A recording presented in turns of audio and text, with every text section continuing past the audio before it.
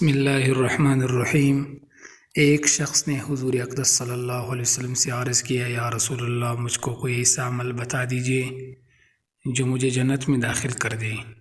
آپ صلی اللہ علیہ وسلم نے فرمایا، غصہ نہ کیا کر۔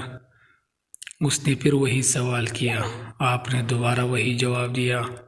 اس کے بعد آپ نے فرمایا کہ تم نماز عصر سے قبل 70 بار استغفر اللہ پڑھ لیا کر تاکہ تیرے 70 برس کے گناہوں کا کفارہ ہو جائے۔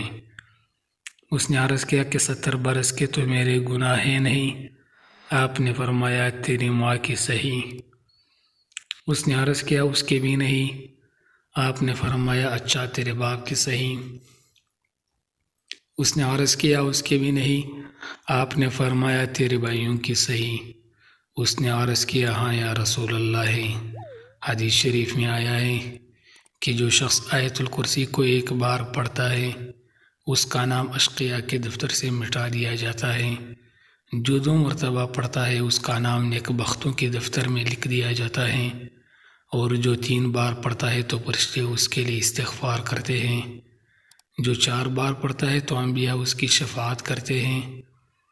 جو 5 بار پڑھتا ہے اس کا نام اسرار کے دفتر میں لکھ دیا جاتا ہے۔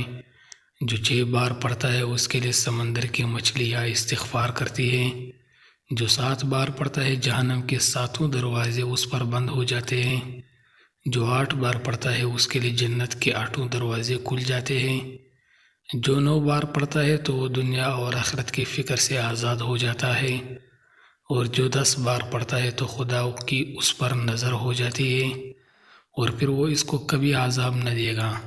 آپ صلی اللہ علیہ وسلم نے فرمایا کہ حق تعالیٰ نے آسمانوں اور زمین کے پیدا ہونے سے 2000 سال پہلے ایک کتاب لکھی جس میں سے 2 آیتیں اتاری گئی ہیں، اور انہی پر سورہ بقرہ ختم ہوتی ہیں۔